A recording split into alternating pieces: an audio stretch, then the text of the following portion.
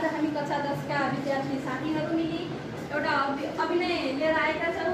यस अभिनयमा हामीले धनी र गरिब बुहारी बीचहरूमा फरक व्यवहार गरेर चाहिँ यो जनचेतनामूलक पनि रहेको छ। यस सासूको भूमिकामा हाम्रो लक्ष्मीज्यू हुनुहुरहेको छ, जेठी बुहारीको रोलमा दिप्सना, माइली शिखा अनि कान्छी चाहिँ वन्दना। कान्छीलाई चाहिँ हेपेका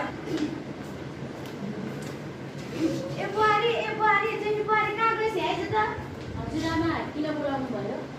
र मसँग के घर गनाएर छ सबै गरेर बोलाएर म दिन्छु सबैलाई। हुन्छ आमा। ए माइली ए कान्छी यहाँ आऊ त। त्यो मान्छेलाई फेरि किन बोलाउनु पर्यो? बोलाउन के हुन्छ र? किन बोलाउनु भयो दिदी? तिमीहरू आइपुगे त मसँग के घर गनाएर छ। अब दिन्छु लगाउ न। किन लगाउनु पर्यो र? परम्परादेखि चलिआएको घर गहना लगाउनु परेन र जेठीको लागि चाहिँ अब सुनको सिक्री छ भने अब माइलीको लागि सुनको बाह्र छ। अब त के भन्छ त मेरो छोरालाई निलिस दाइजो पनि केही ल्याएनस् गादालाई चाँदीको बाला भयो भने त्यही अब गएर काममा लाग्यो। त्यहाँ दायाँ बायाँ म साथी घरसम्म पुगेर आउँछु। हुन्छ आमा।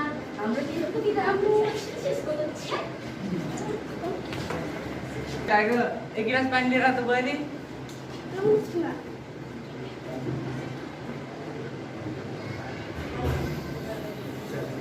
आमा खै त बुहारी? खै आमा त साथीको घर जान्छु भनेर जानुभएको थियो, अहिलेसम्म आउनु भएन। ल ल बुवा पानी पिउनु गर्नु, म चाहिँ नास्ता बनाउनु आउँछु।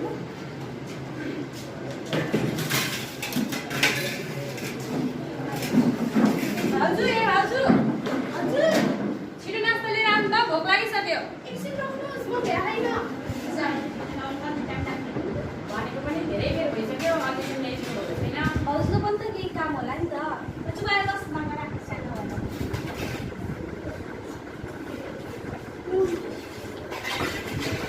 जाबुले ती खाना बनाएर ल्याउन पनि कति टाइम लगाएको? होइन धेरै कामहरू छ नि त, त्यसैले होला नि। छ्या, कस्तो खाना बनाएको? नुन पनि लागेको छैन। भाउजू दिदीको कुराले चिन्ता नगर्नुहोला, दिदीको स्वभाव नै यस्तो छ। सपोर्ट गरे के हुन्छ भन्दै थाहा छैन के गरेको? के गर्यो र भाउजूले भाउजूको गल्ती हो र? ए दाइले मिलेको थाहा छैन, न त दाइले हेर्दैन न त खाना पकाउने ढङ्ग छ। त्यो दिदी सही भनेको। जे भए पनि भाउजूले त त्यस्तै ह्याप्पी भएन। तर चुप गरेर एक मसँग त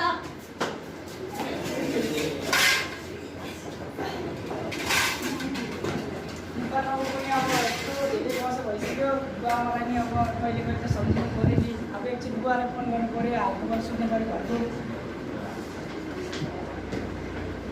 कसको बनाएको छ?